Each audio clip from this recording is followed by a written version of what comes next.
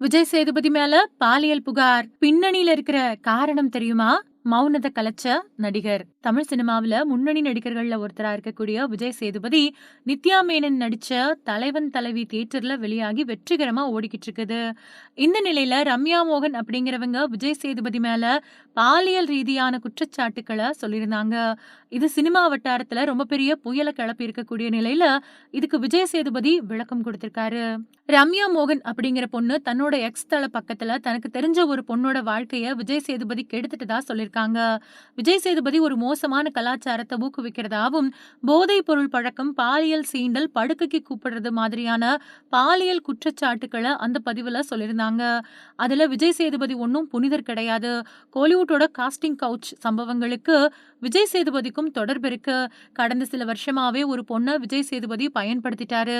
இப்போ அந்த பொண்ணு மறுவாழ்வு மையத்துல இருக்கிறதாவும் அந்த பதிவுல பகிரப்பட்டிருந்தது. விஜய் சேதுபதி கேரவனுக்கு வரதுக்காக அந்த பொண்ணுக்கு 2 லட்சத்தையும், கேரவன் ஓட்டுறவங்களுக்கு 50,000 தரதாவும் அந்த பதிவுல குறிப்பிடப்பட்டிருந்தது. சினிமா துறையில இருக்கக்கூடிய பாலியல் சீண்டல் ஒன்னும் ஜோக் இல்ல அப்படின்னும், நடிக்க வாய்ப்பு தரதா சொல்லி இச்சைக்கு இணங்க சொல்றது நடந்துகிட்டு தான் இருக்குது அப்படின்னு பதிவிட்டிருந்தாங்க. ரம்யா மோகனோட இந்த பதிவு வைரல் ஆனதை தொடர்ந்து இணையவாசிகள் எந்த விதமான ஆதாரமும் இல்லாம எப்படி விஜய் சேதுபதி பத்தி இப்படி குற்றத்தை சுமத்த முடியும் அப்படின்னு கேள்வி கேட்டதை தொடர்ந்து சில மணி நேரங்கள்லயே அந்த பதிவு நீக்கப்பட்டுச்சு. இதுக்கு மறுபடியும் விளக்கம் கொடுத்த ரம்யா மோகன், ஒருத்தர் மேல குற்றம் சாட்டின பின்னாடி அதுக்கு என்ன ஆதாரம் அப்படிங்கறது கேட்கறது முட்டாள்தனமா இருக்கு. நான் விஜய் சேதுபதி மேல சொன்ன எல்லா குற்றச்சாட்டுகளும் உண்மை அப்படின்னு சொன்னாங்க. சம்பந்தப்பட்ட பொண்ணோட பாதுகாப்புக்காக இந்த பதிவை நீக்கிறதாவும் குறிப்பிட்டிருந்தாங்க. இதுக்கு விளக்கம் கொடுத்திருக்கக்கூடிய விஜய் சேதுபதி, என்னை பத்தி கொஞ்சம் தெரிஞ்சவங்களுக்கு கூட அது பொய் அப்படின்னு தெரியும். இந்த அசிங்கமான குற்றச்சாட்டுகள் என்ன பாதிக்காது. என்னோட குடும்பத்தினரும் என்னோட நண்பர்களும் மன உளைச்சலுக்கு ஆளாயிருக்காங்க.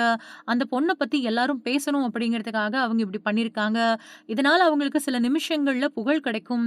அதை அவங்க அனுபவிச்சுக்கிட்டும். இன்னைக்கு ஒரு சமூக வலைதள கணக்கு இருந்தா யார் வேணாலும் யாரை பத்தியும் பேசலாம். தலைவன் தலைவி படம் வெளியாகி நல்லா ஓடிக்கிட்டு இருக்கிறதால என்னோட பேருக்கு களங்கத்தை ஏற்படுத்தணும் அப்படிங்கிறதுக்காக இப்படி பொய்யான குற்றச்சாட்டு சுமத்தப்பட்டிருக்கு. இந்த குற்றச்சாட்டை சட்டப்படி எதிர்கொள்ள முடிவு பண்ணிருக்கேன் அப்படின்னு சொல்லியிருக்காரு விஜய் சேதுபதி.